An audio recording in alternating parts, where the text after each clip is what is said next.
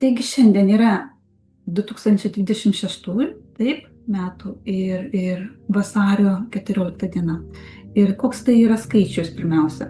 Pirmiausia, tai yra visas bendras skaičius, tai yra 8, ane? Ir tas skaičius, ane, tai yra besąlyginė begalinė energija. Begalinė energija, kuri ateina į Žemę ir mus tiesiog inicijuoja, verčia pereiti visas tas tokias, transformuoja, ne, kad išeitume į tas kokybiškas tas energijas. Beje, tarp kitko, šiandien, kai žiūrėjau būtent iš mūsų į Žemę, kokias energijas ateina iš tankio plano, tai jos tokios švelniai tokios rožinės energijos, tokios harmonizuojančios tokios energijos. Ir tarsi tokiais lyg debesėliais, lyg rūkas apgaubia kiekvieną žmogų, kiekvieną, kuris yra, kiekvieną tam, kad šiek tiek sušvelninti visus nesklandumus, jeigu yra kažkokie nesklandumai, sušvelninti visas situacijas ir kad pakelti mūsų vibracinį tą dažnį į šiek tiek aukštesnį dažnį, į šiek tiek aukštesnės vibracijas. Ir tos energijos jos tokios, kaip sakau, kaip rūkas, kaip debesėliai, kiekvieną tokį apgaubia ir įeina tiesiog į kiekvienas ląsteles. Tai dėl to jaučiasi toksai lyg ir harmonizacija, toksai lyg ir lengvumas, toksai gera tokia, lengva tokia būsena. Ir tuo pačiu šiandien pasižiūrėkite, yra asocijuojasi su greičiu ši diena. Tai būtent ta rožinė, tokia švelniai rožinė tokia spalva, ne, ir greitis, jisai išvystomas iš tam tikrų energijų. Tos energijos, kurios ateina į Žemę, jos greičių skirto tos energijos yra tokios lyg tai gelsvos, jos tokios švelniai gelsvos, bet jos inicijuoja mus į greitį, kad ta transformacija, begalinės energijos transformacija į meilės energiją, ne, kad greičiau įsisavintume, kad greičiau pradirbtume visas šitas situacijas, jeigu jos yra nesklandžios, ir tiesiog į tą gėrį mumis įvestume, į resursą, į viską, kas yra gera, į tą konstruktyvumą. Tai tokios šiandien pas mus energijas, ir iš tokių energijų, ne, mes turime, kaip ir pereiti iš to seno, kas buvo pas mus, ne, tai kaip tas Kartmanas, ne, jisai labai gerai apibūdino mūsų tą buitį, kuris buvo mūsų trečioji matrica, mūsų tame lauke, kuriame mes gyvename, ne, tai auka, ten tas gelbėtojas, kontrolierius, jie visi yra manipuliaciniai erdvėj, ne, viena kitą manipuliuoja. Auka, tai kaip žinoma, ne, tai baimė, nuoskauda, nekaltė, lygiai taip pat gėda, pavydas. Kontrolierius, jisai susierzinimas visą laiką jaučiamas, jisai ten pyktis, ne, irgi, bet visi šitie veikia iš baimės.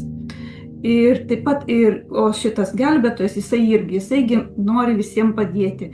Ir padėti vienam ir kitam, prašo, neprašo, tiesiog ta gailestis ir nuoskauda irgi taip pat yra ir viskas iš baimės. Pagrindas yra iš baimės. Tai mums šitas labai gerai aprašytas tas Kartmano modelis, tos trečiosios matricos, ne, visą buityje, kuris būdavo visą laiką mūsų apsuptyje, ne, mes augome tame modelyje. Matėme, kaip mus manipuliuoja, ne, netgi tėvai, kai bando kontroliuoti, manipuliuoti ir ten įvairius ten dalykus įdiegti, kad mes tik tai klausytume. Tai visą tai tiesiog iš šito Kartmano modelio mes turime išeiti. Tai yra senosios tos energijos ir mes turime jas pakeisti ir kitokias energijas. Daug atviresnės tas energijas, daug stipresnės energijas. O mes, aišku, iš jo išeinant, aišku, buntuodami.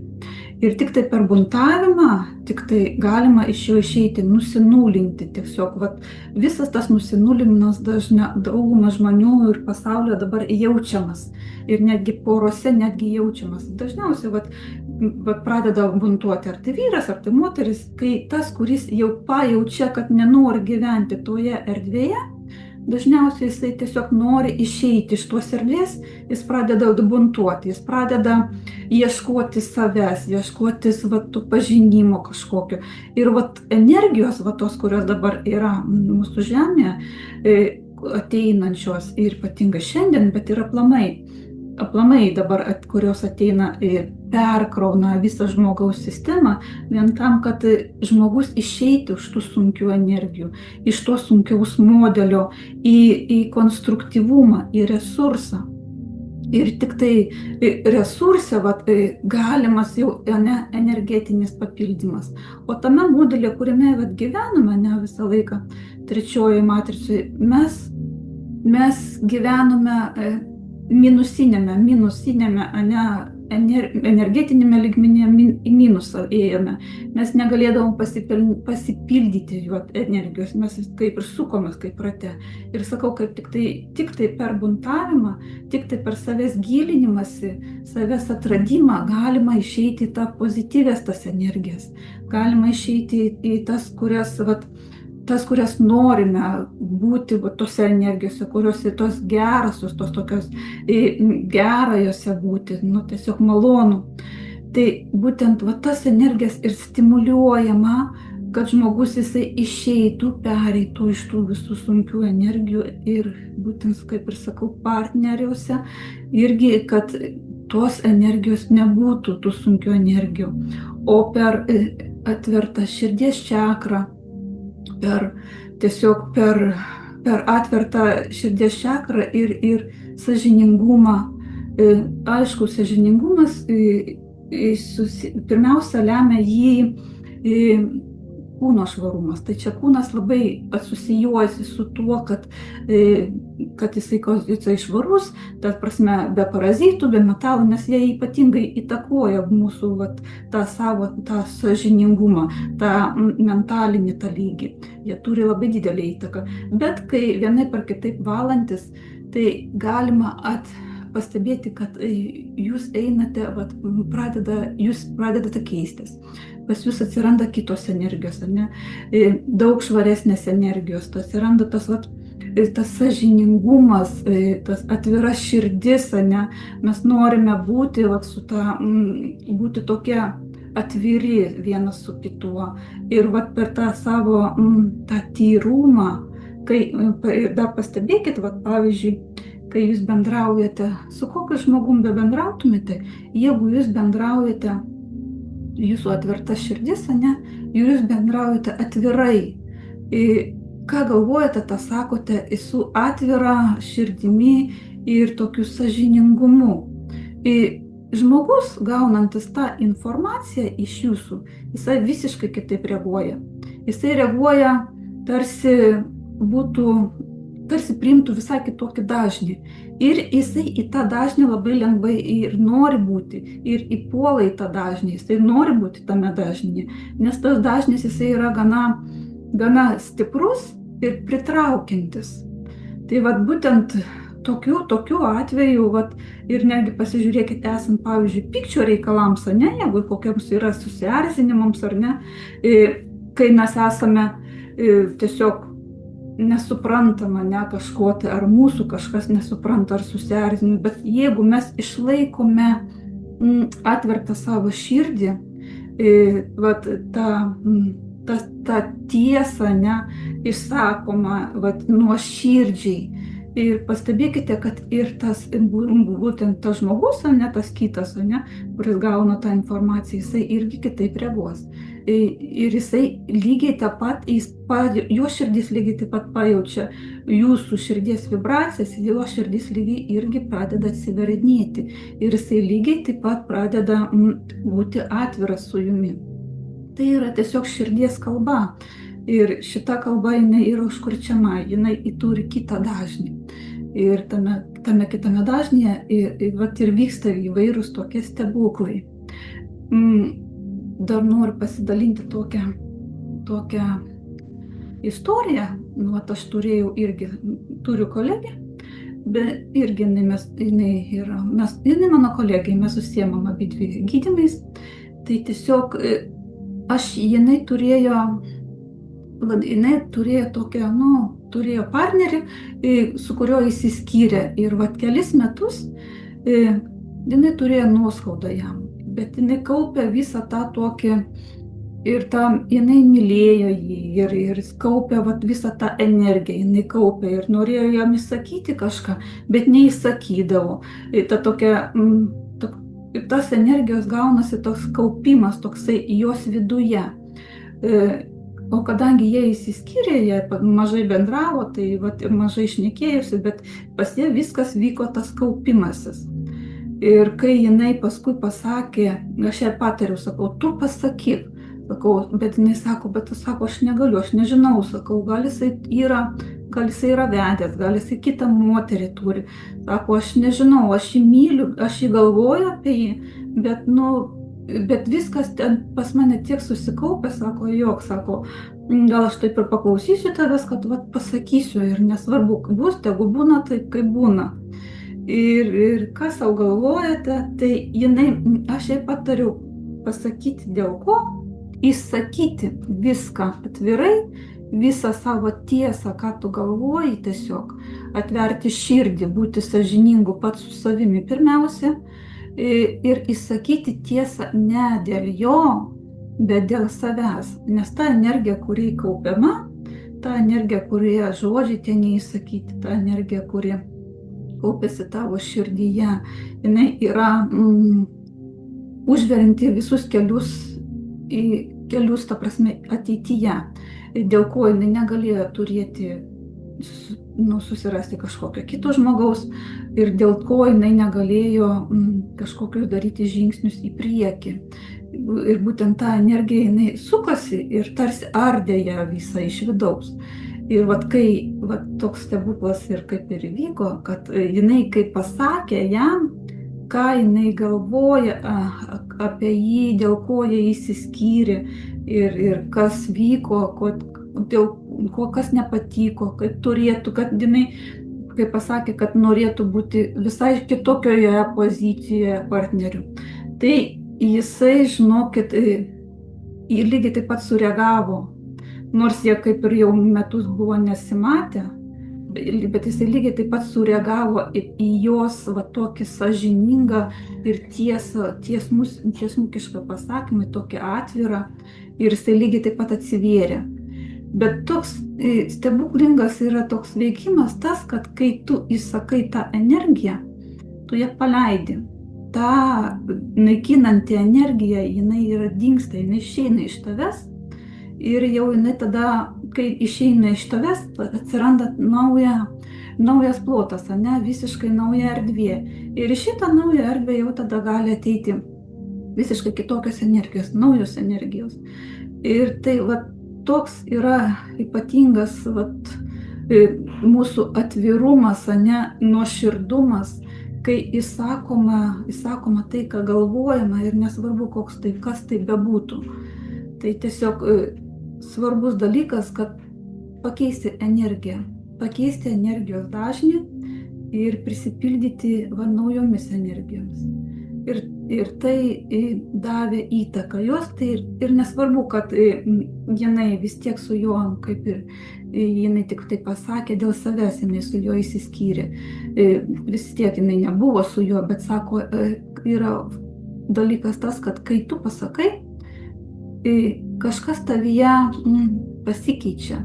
Ir tie jausmai, kurie būdavo vis brandinami ir galvojame apie jį, jie pasikeitė. Jau tų jausmų tokių nėra. Ir to, kas laikytų jau prie to žmogaus, jau irgi nėra. Tai toks yra atvirumo magija. Atvertos širdies atvirumo magija. Tai tokie dalykai, būtent tos naujos energijos, ir inicijuoja ir duoda žmonėms, kad žmonės vis labiau atvertų širdį, kad būtų daugiau sąžiningesni patys su savim, sąžiningi ir su kitais. tas tiesumas, ar ne, tas atvirumas su kitu, tai duoda pagrindą vienas kito pasitikėjimui. Ir tai nesvarbu, ar tai jūs vat gyvensite kartu ar ne, tai ta prasme, kad kai esame atviri, mes tada galime, kad ir jeigu negyvenam, mes galime įsiskirti draugiškai, be jokių pykčių. Beje, naujose energijose, vat ketvirto lauko energijose, žmonės, dauguma žmonių gyvens su partneriu tik tai tol, kol jaus, kad tie partneriai papildo vienas kitą. Jie pasirinks tą partnerį, bus su juo, džiaugsis tuo gyvenimo, bet kai pamatys, kad jau išėjo iš to karminio rato, nes kaip bebūtų, žmogus ateina į tavo pasaulį, tai tik tai iš karminio rato. Tik tai tam, kad kažką tai tau duotų, kažką tai tau papildytų, kažką tai tau suteiktų tavo evoliucijai, kažkokį tai gėrį. Ir būtent tas ryšys, ir tas partneris, jis irgi duoda tau, kad tu kažką tai pradirbtum. Ir tik tai, aišku, gilinantis į save, tu gali suprasti, ką jisai nori iš tavęs kažko tai to, kokioje situacijoje, ne? Tai lygiai taip pat tu gali pasigilinti, kodėl taip yra, kodėl jisai taip nori, ar kažkas tai tokio. Ir tiesiog, arba tos senosios, tos energijos, kurios anksčiau būdavo labai partneriuose, kai kažkokie priekaištai, kažkokiose tu to nepadarai, tu ano nepadarai. Jau naujose energijose to nėra, nes žmonės jau pradeda galvoti visai kitaip, jie pradeda vertinti vienas kitą, jie pradeda vertinti, žino, kad jeigu pas tave atėjo mintis, tai pas tave atėjo mintis ir vadinasi, tu tai turi padaryti, o nereikalauti kažko tai iš partnerių, nes tai yra tavo mintis. O čia lygiai tas pats, kaip yra toks variantas, kad kai žmonės ruošiasi būti kartu, jie šneka dažniausiai apie meilę, jie myli vienas kitą, bet mes kiekvienasgi visiškai skirtingai įsivaizduojame meilę. Mes ir tuos lūkesčius turime visiškai skirtingai. Bet mes niekada neklausime to žmogaus, kaip tu įsivaizduoji meilę. Gal tam kitam žmogui ta meilė yra tiesiog, kai žmona rūpinasi juo ir viskas, ir jisai gali gulėti prie televizoriaus. Gal jam taip atrodo. Gal moteriai kitaip atrodo, kad vyras tai turi tik tai rūpintis ją ir atnešti pinigų. Jeigu yra šitokie modeliai, aišku, bus skirtis, bus nesusipratimai, nesutarimai. Pirmiausia, reikia sąžiningai pasišnekėti apie tokius dalykus, įsiaiškinti, ko nori vienas iš kito žmogus ir kokiais nori būti. Ir būtent tas sąžiningumas, atvirumas, jisai turi išlikti visuose santykiuose, visuose iki pat kol jisai bus, iki kol bus praeinamos tos karminės užduotis, iki kol bus praeinamos visos tai, ką tu turi patirti. Ir tas atvirumas jisai turi išlikti, ta atvira širdis. Kai širdis susidaro, aišku, dažniausiai būna jau ateina tos negatyvios energijos, prasideda veikimas iš išorės, o tam, kad veikimo iš išorės nebūtų, reikalinga atvira širdis. Tai tokie dalykai bus būtent tuose naujose energijose, ir tos naujos energijos būtent stimuliuoja tą atvirumą, sąžiningumą, tą tokį supratimą. Aišku, taip pat partneriuose, naujame lauke, naujose energijose turi būti ta sinchronizacija. O sinchronizacija tai yra vienas kito pajautimas. Kai tu sakai, o kitas žmogus pabaigia sakinį. Tai yra sinchronizacija. Ir tą pajautimą mes galime irgi jį išugdyti su savo atvira širdimi ir suprantant jį ir save, aišku, matant, jis yra išugdomas. Sinchronizacija yra tiesiog, jinai energetinė, kaip ir pusiausvara, jinai yra išugdoma. Ir dabar jeigu